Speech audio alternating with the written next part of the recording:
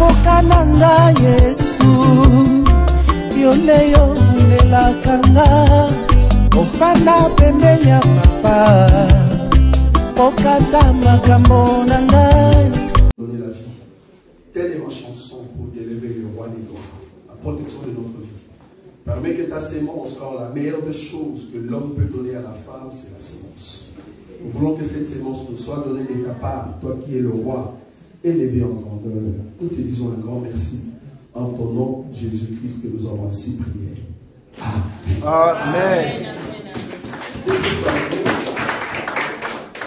Daniel chapitre 10. Daniel chapitre 10. Daniel chapitre 10. Nous allons commencer à partir du premier verset.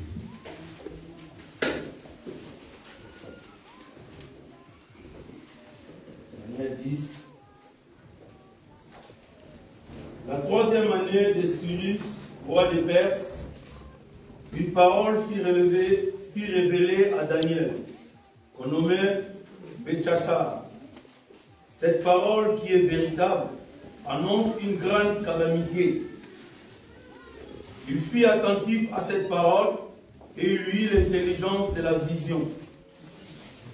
En ce temps-là, moi, Daniel, je fis 3 semaines dans le deuil. Je ne mangeais aucun mets délicat. Il n'entra ni viande, ni vin dans ma bouche. Et je ne moignis point jusqu'à ce que les 3 semaines fussent accomplies. Hébreu chapitre 9. Hébreu chapitre 9,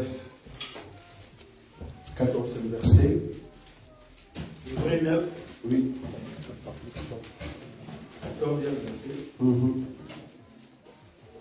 Combien plus le sang de Christ, qui par un esprit éternel s'est offert lui-même sans tâche à Dieu, purifiera-t-il votre conscience des œuvres mortes, afin que vous serviez le Dieu vivant? Hébreu chapitre 6, le premier verset. Hébreu 6. Hébreu chapitre 6. Oui. C'est pourquoi, laissant les éléments de la parole du Christ, tendons à ce qui est parfait, sans poser de nouveaux fondements du renoncement aux œuvres mortes. Tu descends. De la foi en Dieu, de la doctrine des baptêmes, et l'imposition des mains, de la résurrection des morts et du jugement éternel. C'est ce que nous ferons si Dieu le permet. Car il est impossible que ceux qui ont été une fois éclairés, qui ont goûté les dons célestes, qui ont eu part au Saint-Esprit, qui ont goûté la bonne parole de Dieu et les puissances du siècle à venir, et qui sont tombés, soient encore renouvelés et amenés à la repentance. Puisqu'il est crucifié pour leur part, le Fils de Dieu, et l'expose à l'ignominie. Lorsqu'une terre est abreuvée par la pluie qui tombe souvent sur elle, et qu'elle produit une herbe utile, assez pour qui elle est cultivée, elle participe à la bénédiction de Dieu. Amen. Galates chapitre 5, le dernier. Galates chapitre 5, les derniers, et nous allons expliquer notre exhortation d'aujourd'hui. Galates 5. À partir du 19e verset. 19. Or, les œuvres de la chair sont manifestes. Ce sont l'impudicité, l'impureté, la dissolution, l'idolâtrie, la magie, les inimitiés, les querelles, les jalousies, les animosités, les disputes et les divisions, les sectes, l'envie, l'ivrognerie, les excès de table et les choses semblables. Je vous dis d'avance, comme je l'ai déjà dit, ceux qui commettent de telles choses n'hériteront point le royaume de Dieu. Merci bien. Parole du Seigneur. Amen. Nous vous saluons tous au nom de notre Seigneur Jésus. C'est encore une grâce que Dieu nous accorde dans sa présence, afin d'écouter la parole de Dieu. J'aimerais vous dire que vous êtes à un bon endroit, là où la parole de Dieu va ramener encore des précisions dans votre cœur.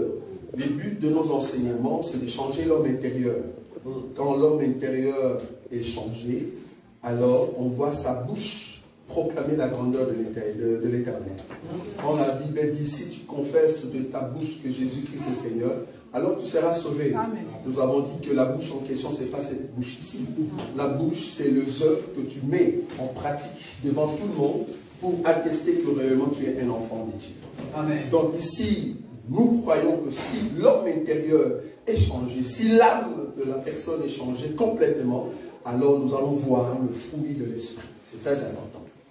Comme vous le savez, depuis un certain temps, nous sommes en train de partager un thème très important intitulé au fait le deuil de Daniel.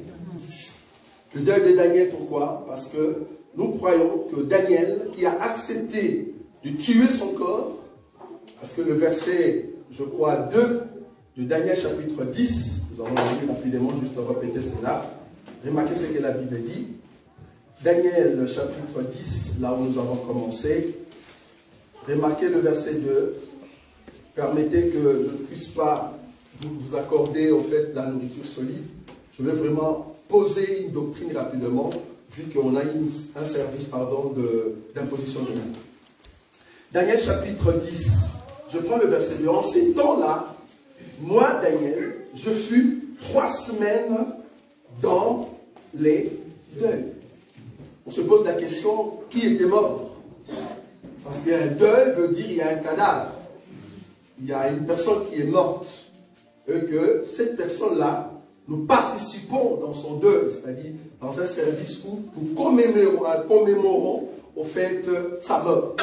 Maintenant, Daniel qui dit que j'étais dans le deuil, en réalité, ce n'est pas que quelqu'un autre était mort, c'est au fait son corps qu'il a tué, qu'il a puni pour que son corps ne mange pas comme d'habitude.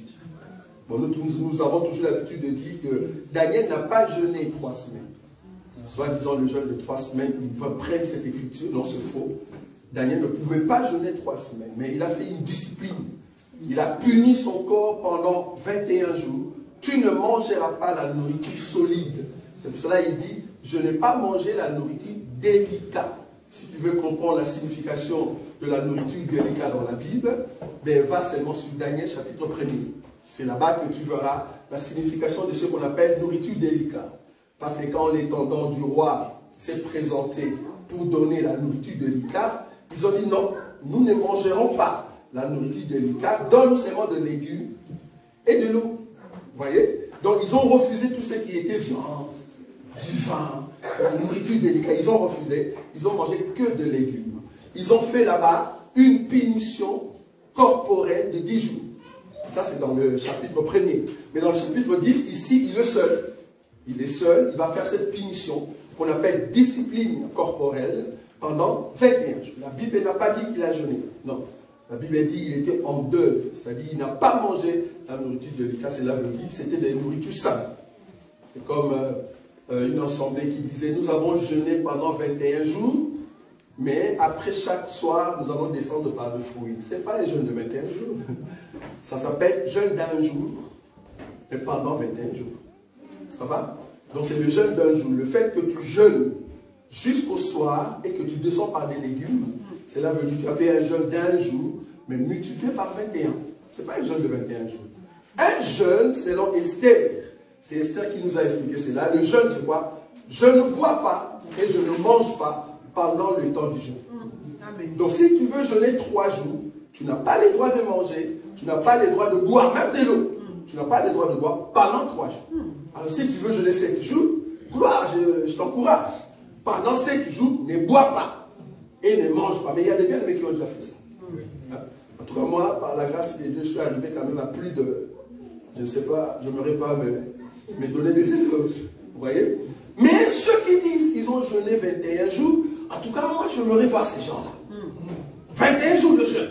Ah, je viendrai avec mes caméras, le frère Jimmy est là. Il va nous aider avec des caméras, on met dans ta chambre. On t'enferme là-bas. Mais on met des caméras, on te surveille dehors. Et là, nous continuons à bien manger, nous avons la santé. Mais toi, on te surveille quand même. Pendant 21 jours, tu n'as pas bu, tu n'as pas mangé. Si tu sors de là, sois sûr qu'après cela, il faut voir le médecin. Parce qu'il faut que ça soit un don de Dieu pour que tu fasses cela. Plus grave encore, une menteuse congolaise qui nous a dit qu'elle jeûne 100 jours. Toi, tu peux faire un jeûne de 100 jours. Même Jésus s'est arrêté à 40. Moïse s'est arrêté à 40. Élie s'est arrêté à 40. Regardez l'écriture de Jésus, d'Élie et de Moïse. C'est 40 jours sans boire, sans manger. Essaye seulement. Bon, essaye si tu veux vraiment aller au ciel à la vente. Essaye, tu vas voir. Si tu n'as pas les dons, je te dis, tu peux outrepasser. Parce que le corps, normalement, que la façon que Dieu a créé le corps, à un moment, il faut lui donner à boire pour que tu aies de la force. Si c'est une recommandation du Seigneur, fais-le. Mais si ce n'est pas une recommandation du Seigneur, tu veux prouver au monde que tu sais faire ça, appelle-moi s'il te plaît. Je vais t'aider, je vais mettre des caméras pour prouver au monde que c'est que tu vas faire et rien. Tu vas voir que c'est difficile de jeûner 40 jours et 40 nuits sans boire et sans manger. Donc, le jeûne, c'est vraiment quelque chose de consécration. Tu te laisses entre les mains du Seigneur et Dieu, si il t'a donné cette recommandation, tu peux le faire. Je n'ai pas dit que tu ne peux pas. Et le problème est qu'il faut bien comprendre ce que tu fais. Donc ne nous mentez pas. Tu descends avec de jus, hein, avec de fruits. Ça, tu as déjà déjeuné, ça sans savoir. Déjeuner veut dire j'enlève le jeûne qui était en moi. Donc quand tu manges déjà de fruits, tu as déjeuné. Je ne sais pas si vous comprenez. Déjeuner veut dire j'enlève le jeûne qui était en moi. Donc prendre des jus, prendre de fruits ou des pommes le soir, tu peux le faire, hein, parce qu'il y a des bien-aimés qui font des jeûnes de pommes, des jeûnes de fruits. Tu peux le faire. Mais ça s'appelle jeûne d'un jour ou jeûne de 3 jours, mais tu descends chaque soir. Ça perd. Donc Daniel n'a pas jeûné pendant 21 jours. Vous n'avez pas cette écriture dans la Bible. Mais par contre, lui-même a dit, je n'ai pas mangé des nourritures délicates. Or, la définition des nourritures délicates, c'est Daniel chapitre 1. Voilà. Donc, il a puni son corps. Mais pourquoi? Pourquoi? Parce qu'il a vu que son peuple était dans un problème spirituel. Il voulait connaître le sort d'Israël. Alors, pour que Dieu lui parle, parce que j'aimerais vous confirmer que c'est dans le jeûne que tu montes en onction et à l'écoute de Dieu. Celui qui ne jeûne pas trop, celui qui est tout le temps en train de manger et tu ne sais pas donner des punitions à ton corps, tu ne sais pas être dans un deuil pour ton corps, c'est très difficile que Dieu te montre vraiment de bonnes choses. À un moment, il faut dire à ton corps, ok, je vais t'enfermer pendant 3 jours, pendant 10 jours, mais pas dans un jeûne, mais une punition, c'est-à-dire une discipline. Pendant 10 jours, tu ne mangeras plus la nourriture que tu manges d'habitude, je veux que tu manges seulement de fruits. C'est à toi de le faire et tu vas voir que ton corps va en fait diminuer son intensité et ton esprit va monter. Or, quand l'esprit monte, l'esprit a maintenant le goût du monde spirituel. Vous voyez? Donc, tu peux entrer en jeûne et Dieu ne manquera pas de te parler. C'est ça le secret de Daniel. Il est entré en 21 jours pour écouter Dieu. Et la Bible dit, je vais prendre cette écriture, Daniel chapitre 10. Daniel chapitre 10. Le verset 12. Remarquez, il me dit, c'est-à-dire l'ange, il me dit, Daniel, ne crains rien, car dès le premier jour où tu as eu à cœur de comprendre et de t'humilier devant ton Dieu, tes paroles ont été entendues. Et c'est à cause de tes paroles que je viens. Vous voyez? Donc, la consécration de Daniel a au fait donné une solution. D'abord, rien qu'avoir en esprit de mettre son corps en deuil, du coup, Dieu va envoyer l'ange pour donner au fait la réponse. Vous voyez? C'est ça la consécration. Quand tu te dis, Seigneur, j'ai un problème et je vais te chercher, dès que tu prends en tête, en esprit, dans tes pensées, tu veux réellement chercher Dieu, Dieu va se disposer. Il va se disposer pour te répondre. C'est très important. Maintenant, le but, au fait, de punir son corps, c'est quoi? C'est parce que dans les corps, il y a des désirs contraires à l'esprit. Maintenant, il faut que ton corps observe l'autorité de l'esprit que tu as ou que tu es. Quand l'autorité est imposée sur le corps, du coup, les désirs de la chair diminuent. Et c'est là-bas que l'esprit va voir. Maintenant, quels sont en fait ces désirs de la chair qui montent en nous? Le désir de la chair qui monte en nous. J'ai aimé beaucoup le passage, le frère Papi va encore relire cela. Hébreux chapitre 9, le verset 14. Remarquez ce qu'il est dit là-bas. Je vais travailler avec le frère Papi. Écoutez ce que la Bible dit. Hébreux chapitre 9, le verset 14. Combien plus le sang de Christ, qui par un esprit éternel s'est offert lui-même sans tâche à Dieu, purifiera-t-il votre conscience des œuvres mortes, afin que vous serviez le Dieu vivant? Vous avez écouté ça? C'est-à-dire le sang de Jésus qui est au fait l'âme de Jésus, qui est au fait la parole de Dieu, entre dans l'homme intérieur. L'homme intérieur purifie notre conscience. Or, la conscience, c'est au niveau de l'âme. Quand l'âme de l'homme reçoit la circoncision, parce que tu as reçu le sang de Jésus, les œuvres mortes ne seront plus mortes. Dieu va changer les œuvres mortes qui sont en vous et il va ramener les œuvres de la vie. Amen. Quand vous voyez une personne manifester encore le péché, comprenez que l'âme de Jésus n'est pas encore dans cette personne-là. Parce que l'âme de Jésus a les vues de venir laver la conscience, laver l'âme. Remarquez Hébreux chapitre 6, le verset 1er, frère Papi. Donc, ça c'est l'acte que le sang de Jésus. Quand je dis sang de Jésus ici, ne vois pas le sang rouge, s'il te plaît. Quand je dis sang de Jésus, vois la personne. Amen. Un Dieu éternel, mais qui s'est confiné dans ton corps. Amen. Je ne sais pas si vous voyez ça. Amen. Parce qu'avoir l'âme de Dieu, c'est le Dieu éternel qui vient se confiner dans ton corps. Un Dieu si grand, parce que la Bible dit, les cieux des cieux ne peuvent les contenir. Amen. Mais cependant, il a accepté de se contenir dans ton corps. Maintenant, quand Dieu vient habiter en toi, il prend d'abord ton âme. Il lave cela. Qu'est-ce qu'il enlève là-bas? Il doit enlever quelque chose, laver quelque chose. Parce que ton âme était impure. Maintenant, quand l'âme de l'Éternel, l'âme de Dieu vient en toi, du coup, il y a quelque chose qui se passe. Hébreux chapitre 6, le premier verset. Remarquez. C'est pourquoi, laissant les éléments de la parole de Christ, tendons à ce qui est parfait. Attends, frère. C'est-à-dire, il y a des enseignements. Tu commences des enseignements. Tu écoutes la parole de Dieu, c'est bien. Mais est-ce que tu tends vers ce qui est parfait? C'est ça la question qui se pose. Il faut se poser. Tu peux écouter la parole de Dieu, mais est-ce que tu tends vers ce qui est parfait? Parce que Dieu viendra chercher une femme parfaite. Je dis à un homme, comme tu me vois là, je suis saint. Quand je vais mourir, ne m'appelle plus saint. Il a dit, mais pourquoi? Je dis, les saints sont des hommes vivants qui respectent la parole de Dieu. Amen. C'était un pasteur, il dit, en tout cas, moi, personnellement, je ne suis pas saint. Je dis, ah bon? Il dit, non, je ne peux pas dire ça parce qu'on est faillible. Je dis, oui, tu es faillible parce que tu n'as pas le sang. C'est un pasteur, un grand pasteur, qui représente l'église d'un grand pasteur au fond. Il m'a dit, moi, je ne dirai jamais que je suis saint. Je dis, ok, c'est comme ça que tu ne vas pas entrer dans notre royaume, parce que dans notre royaume, il faut être saint. Un saint, c'est celui qui a accepté que l'âme de Dieu, le sang de Dieu, puisse habiter dans sa vie, dans sa conscience. Remarquez une chose. Paul va dire, je crains que vos pensées soient impures, comme au temps de Ève et Adam. Parce que si vos pensées sont impures, le diable entre directement.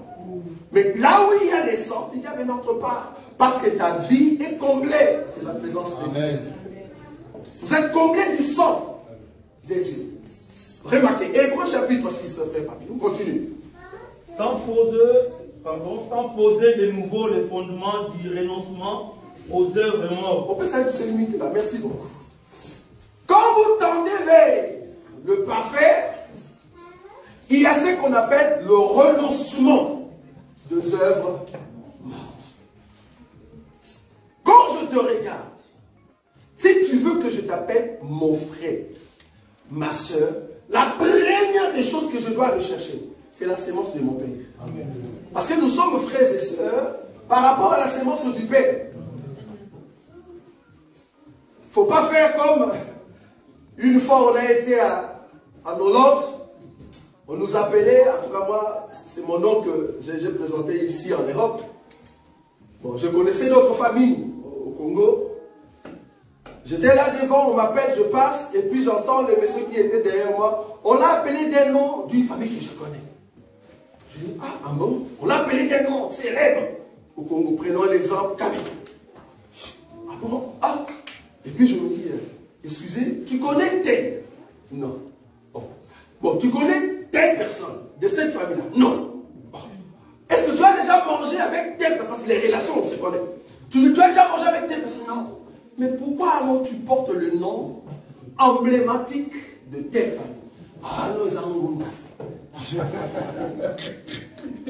Vous comprenez? Amen. C'est au fait la demande d'asile, j'ai pris seulement un nom comme ça. Donc on comprend que la personne n'a même pas le sang de cette famille-là. Il y a des bien-aimés qui sont au milieu de nous qui sont comme ça.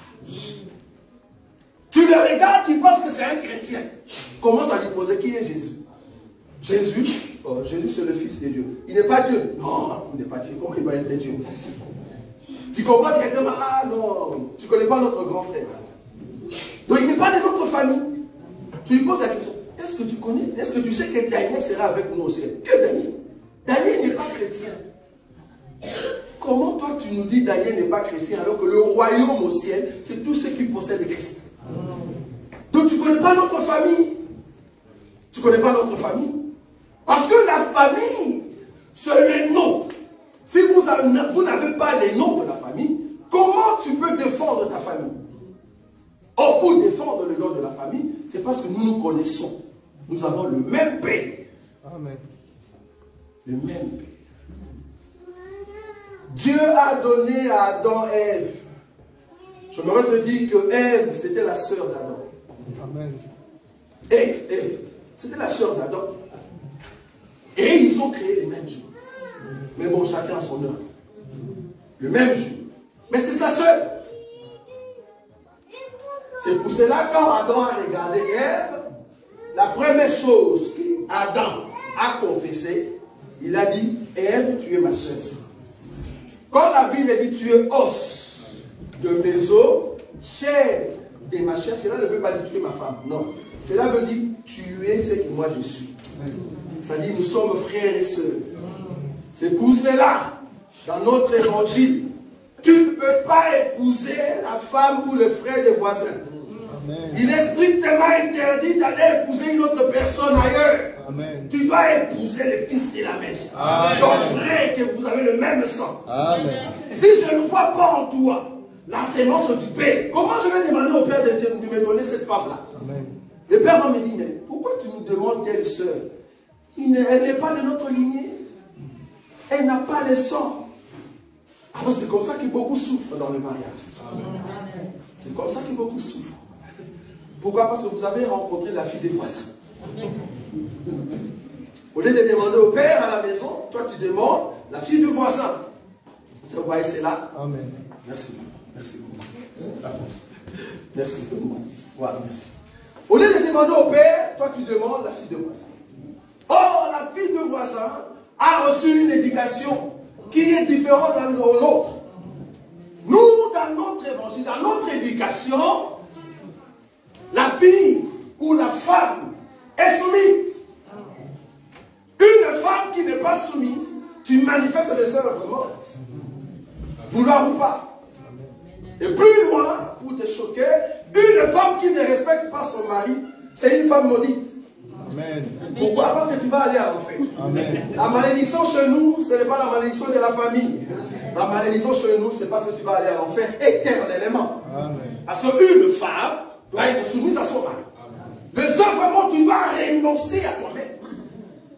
Renoncer veut dire refuser. Je refuse d'être cette personne. J'adopte une nouvelle vie pour aller au ciel. Amen. Pour aller au ciel. La conscience.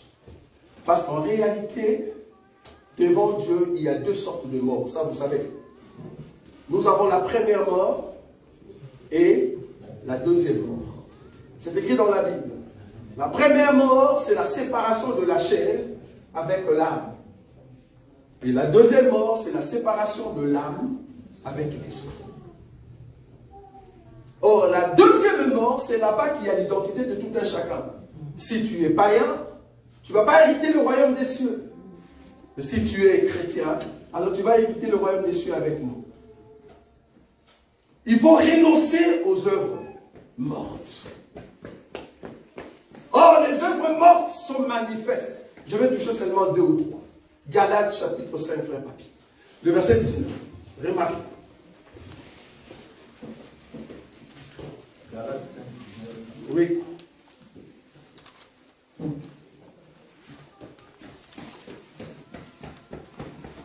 Or, les œuvres de la chair sont manifestes. Oui. Ce sont l'impudicité, l'impureté, la dissolution, l'idolâtrie. Tu peux t'arrêter là, merci. L'impudicité, l'impureté, la dissolution et l'idolâtrie. C'est le 4 élément sur lequel je veux marteler et prendre le temps de faire ses services. Toute personne qui vient en Christ, on ne peut pas trouver en toi l'impudicité. Beaucoup pensent qu'être impudique veut dire je suis sorti avec une femme, avec un homme. Ce n'est pas seulement ça l'impudicité. Être pudique veut aussi dire dans ta langue, dans ta bouche physique, tu ne dois pas avoir de propos impudiques. Tu ne peux pas avoir de propos impudiques. Tu as la facilité de dire de gros mots. Même au boulot, si tu oses dire de gros mots, tout le monde te regarde et dit mais qu'est-ce qui ne va pas avec ces messieurs? Tu as la facilité de dire de gros mots. On comprend que c'est la génération Instagram, la génération Facebook. Parce que la génération Instagram et Facebook, ils ont de mots terribles. Toi, tu penses que c'est un mot normal. Je me dis, il faut m'expliquer ces mots. J'étais avec mon fils, il me dit wesh. Je dis, attendez, c'est quoi ça wesh? Moi, je croyais que c'était ouest, tu vois. Fallait que je demande. C'est quoi wesh? Et il ne savait pas vraiment m'expliquer, mais j'ai compris que bon, c'était pas un gros mot. Heureusement. Mais je dis, mais je ne vais pas répéter un mot que je ne connais pas. Il m'a dit, mais vous, dans votre bled. Ah bon, bled. Bled, c'est quoi? Tu vois, le petit là, il est vraiment de la génération Instagram. Il comprend ce que je dis. Il dit, dans votre bled. Moi, maintenant, dans ma tête, quand il dit bled, je suis parti en anglais. Ça dit gilet. Parce que bled, B-L-A-D-E, ça veut dire gilet. J'ai dit, pourquoi tu veux me couper avec le gilet? Alors que bled veut dire dans ta bande ou dans ton pays natal. Je ne savais pas. Donc il y a des générations où il y a des mots que quand tu les utilises, tu ne sais pas, alors que tu deviens impudique sans les savoir. Premièrement, impudique veut dire une personne qui commet en fait la publicité, c'est vrai. Mais deuxièmement, c'est des paroles qui sortent de ta bouche. Tu n'es pas pudique par ton langage. Quand tu te regardes, il voit que ta langue a la facilité de dire des bêtises. Troisièmement, une personne impudique, c'est une personne qui ne sait pas s'habiller. Ta façon de t'habiller, tu n'es pas pudique. Tu n'es pas pudique. Nous avons vu une maman soi-disant pasteur, mais qui a mis des habits alors qu'elle était en train de prêcher, mais coupés, manches coupées, et elle levait les mains, et vous voyez la ligne de sa poitrine ici. Elle nous a dit non parce qu'il faisait chaud. On a compris que des impudiques, nous les avons dans des assemblées sans le savoir. Et si nous ressuscitons Paul, il va dire, je suis tombé sur une terre ou sur Mars. Parce que dans notre génération, Paul ne pouvait pas voir la ligne de la poitrine d'une sœur. Comment tu peux exposer la ligne en fait qui est devant de ta poitrine? Il y a des parties réservées à ton mari. Amen. Dans notre évangile, la nudité commence à partir des genoux. Selon la Bible, la nudité commence au niveau des genoux et va jusqu'au niveau des hanches. Donc une femme qui met des scellés et on voit son nombril, tu es nu.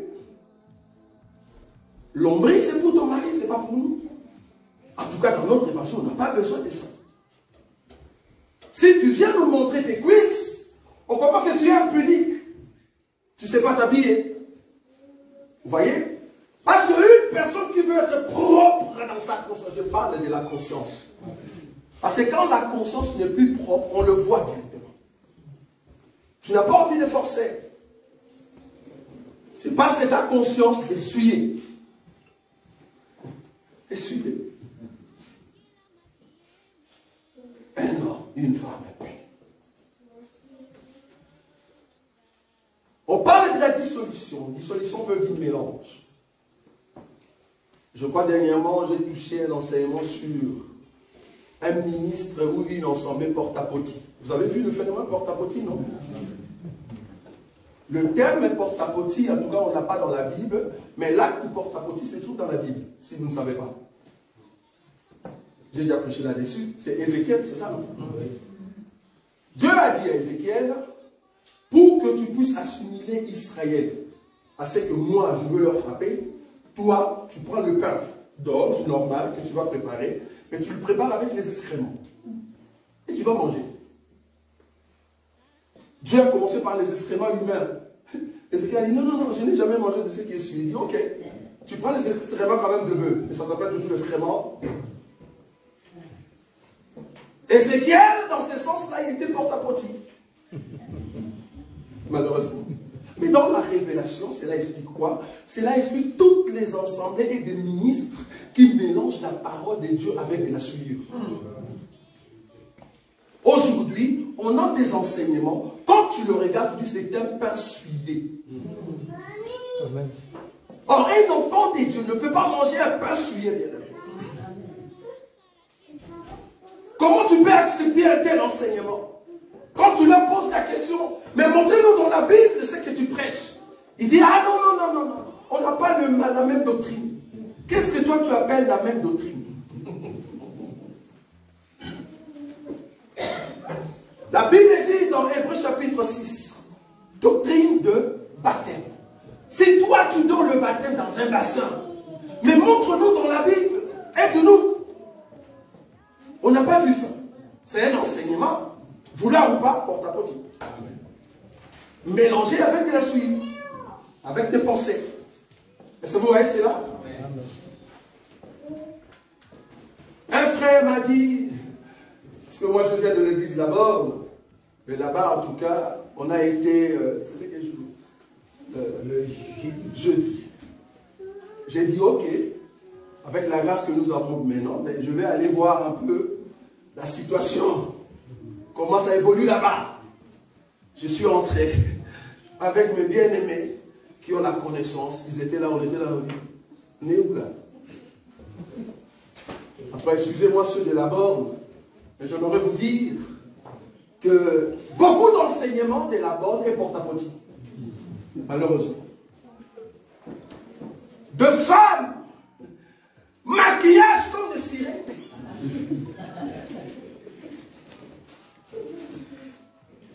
Parce qu'il y a des sœurs, quand elles te mettent ces maquillages, elles disent, vous, tout ce qui est dehors, attendez-moi, j'arrive. Donc tu vois de rouge à lèvres mélangé à fond. Make-up à fond. Ça vient d'où ces mots-là?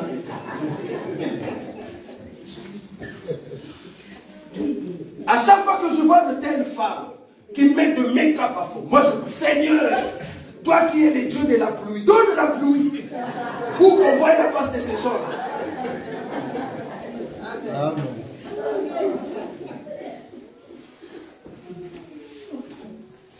Nous ne sommes pas contre les toilettes d'une femme, non. Nous sommes contre tout ce qui est parure. C'est-à-dire une femme qui va se séparer et qui devient une séduction. Nous sommes contre. Jetez là les femmes qui se disent femmes de Christ, qui commencent à parler en langue. Et il n'y avait pas d'interprète. On était ordinaire. On est où? On est où? De femmes qui avaient des diaconesses. Une diaconesse. Je souligne ici diaconesse. On l'a appelée diaconesse, en tout cas, à moins que je me trompe. Diaconesse. Diaconesse qui a une taille de XXL. Vous comprenez là où je suis? Parce que dans la vie, Dieu nous a créé, il y a les S, il y a le M, il y a le L, il y a le XL, il y a le XXL, et il y a le XXXXXL. Et la sœur était au-delà de X. Mais elle nous a mis son pantalon avec un tricot ici. Nous tous en train de bien aimer. Ceux qui connaissent l'évangile, on dit comme ça, on dit Seigneur, aide-nous avec les yeux deviennent aveugles. Parce que je ne veux pas regarder ces choses, sinon je ne saurais pas prier. Être pudique, c'est la manière de t'habiller, bien-aimé. Si tu n'es pas bien habillé, je ne sais pas comment tu parles alors. Tu as quel esprit? Le Saint-Esprit qui t'anime dans une tenue où tout le monde tombe. Ça ne va pas. Un pudique. On comprend? C'est du porte-à-porte. Et le pasteur est là, c'est l'onction. C'est l'onction. Oui, on comprend, c'est vraiment l'onction. Oui, c'est vraiment l'onction. C'est vraiment l'onction dans votre église. Parce que tout le monde n'a pas besoin de fermer les yeux, on a besoin de regarder. Waouh, c'est l'onction de Dieu. Waouh, ça c'est l'onction de Dieu. Bien aimé, dans notre évangile, une personne qui n'est pas pudique, une personne qui n'est pas décente, une personne qui n'est pas modeste, mais tu ne vaux pas la peine. Tu passes ton temps pour rien. La modestie, c'est la qualité d'un enfant de Dieu. La simplicité, c'est la qualité d'un enfant de Dieu. C'est ce que nous prenons. Sinon, on comprend que les renoncements de œuvres mortes, tu n'as pas encore fait. Or, les baptêmes t'accordent la grâce de prendre un engagement et dire, fini, je ne rentre plus dans ce que j'avais vomi. Parce que je ne suis pas une trouille, un pauvre qu'on a lavé et je rentre encore dans le péché. Non. Quand tu rejettes le mal, ne rentre plus là-bas. C'est ce qu'on appelle la décision. Daniel a tué son corps. Bien aimé, si tu veux exceller dans les choses de Dieu, tu dois tuer ton corps. Amen. Ton corps ne peut pas avoir de l'autorité sur toi. Non. Tu peux lui donner des habits, c'est bien. Mais regarde ce que tu lui donnes. Parce que le corps a toujours tendance à se rivaliser avec le monde. Il faut éviter. Il faut éviter. Une fois, on a été dans les assemblées de saints. Je vais terminer par là. Il y a un bien-aimé homme de Dieu. On n'est pas contre les habits, hein, mais du moins, dans l'assemblée, il faut être sale. Le bien-aimé est venu, en tout cas, était en costume. C'était joli, le costume.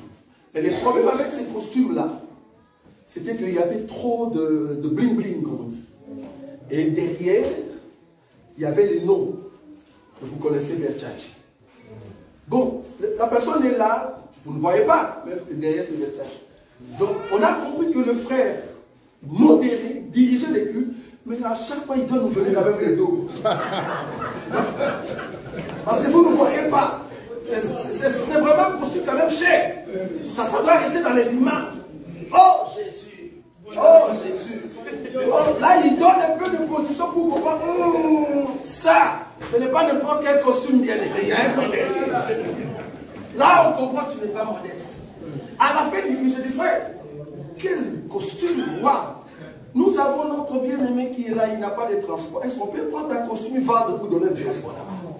Ah mais oui, dans l'évangile, s'il y a quelqu'un qui manque de l'argent, si moi j'ai 2 costumes, je donne à la personne. Si seulement tu peux nous aider, on prend ta costume, on vend, on a besoin des instruments. Le costume en question coûte 500 €, mais les instruments coûtent 200 €. Donne-nous ta costume, ta veste. Comme ça, nous allons acheter quand même des instruments. Vous voyez? La modestie, un homme simple. C'est dans la simplicité que Jésus a été élevé. Amen. C'est dans la simplicité. Alors qu'il pouvait mettre ses costumes de la royauté, parce que c'est un roi. Mais il est venu simple. Né dans des étables avec de moutons. pouvez dire non, je veux naître dans la maison du roi. Vous voyez? Il est venu dans la simplicité. Une personne simple qui manifeste la modestie, l'humilité, c'est une personne qui va trop loin. Et c'est une personne qui sait aider les autres. Mais tu vas remarquer que ceux qui ont beaucoup d'argent et qui n'ont pas Christ, ils seront, comme on dit, de cupide. La cupidité. Nous ne sommes pas contre de jolis costumes, non. C'est que nous disons, quand tu l'as, tu peux aider les autres. Tu peux aider les autres. Parce que Dieu veut que ton corps respecte l'enseignement que tu as reçu. Or, l'enseignement que tu as reçu va faire que ta conscience ait de la supériorité devant les désirs de la chair. Quand les désirs de la chair montent, comprends que tu es en train d'étouffer ton esprit et tes dons. C'est pour cela, à chaque fois, il faut punir ton corps dans de jeûnes, dans de temps de discipline, pour que l'esprit ait de la supériorité. Il y a même une écriture qui dit, Paul va dire, je traite durement. Il traite durement son corps. Pourquoi? Parce qu'il sait que le corps a des désirs contraires à l'esprit, bien-aimé. Tu peux tomber parce que tu laisses ton corps monter. Tu peux tomber. Tu peux tomber. Soyons simples, modestes et pudiques pour que le nom de Jésus soit élevé. Que le Seigneur bénisse.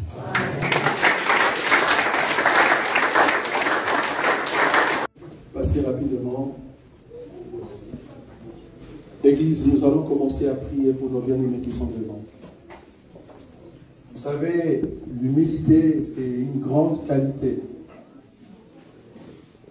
Parmi ces personnes qui sont devant, il y a des hommes des dieux, des femmes des dieux, mais qui ont accepté de respecter exactement la doctrine des baptêmes. Par leur humilité, par leur simplicité. Tu vas commencer à prier, bien-aimé, là où tu es. Recommander nos bien-aimés entre les mains du Seigneur. Que Jésus-Christ leur donne encore la force de continuer dans cette simplicité. Commence à prier, bien-aimé. Prie pour nos bien-aimés qui sont devant, s'il vous plaît. Élève la voix. Que la grâce de Dieu les accompagne. Alléluia. Alléluia. S'il te plaît, prie pour les bien-aimés qui sont devant. Dis à Dieu de leur donner la force de continuer la marche. Advienne que pourra. Que la puissance de Dieu les accompagne. Ce n'est pas facile de suivre Jésus, de garder l'identité. J'ai besoin de ta prière, bien-aimé. Ta prière qui monte.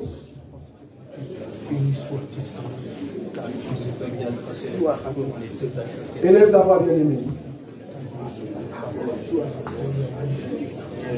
Élève la voix.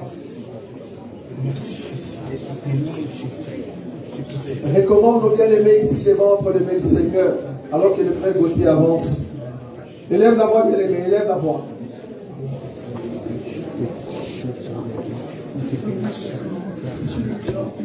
Ce n'est pas facile, bien-aimé. Il y a des réclamations de la famille. Nos bien-aimés ont besoin de toi. Donc ta prière commence à briser toute réclamation de la famille, bien-aimé. Brise la force. Tu peux les empêcher d'exceller dans les choses de Dieu. Aucune réclamation de la famille commence à briser. Rien de ce qui est du passé ne peut continuer dans leur vie. Ils doivent exceller dans les choses de Dieu. Commence à lever la voix, bien-aimé. Il y a une forte grâce ici. La gloire de Dieu est là, bien-aimé. Commence à briser la force de tout ce qui est de la famille, de tout ce qui est de l'attaque, afin que rien de l'ennemi puisse se mouvoir dans leur vie. Ils doivent exceller à tout prix. Jésus les a choisis afin d'exceller dans les choses de Dieu. Alléluia. Ils ont besoin de ta prière, bien-aimé. Ils ont besoin de ta prière. Élève la voix en fait que Dieu les aide. Qu'ils deviennent très forts. Des hommes et des femmes qui proclament la puissance de Jésus. Élève la voix, bien aimé. Élève la voix, élève la voix, élève la voix. Élève la voix. Élève la voix. Élève la voix. Proclame la puissance du nom de Jésus dans leur vie, dans la vie de leurs enfants, dans la vie de leur couple. La puissance du nom de Jésus. Commence à proclamer la puissance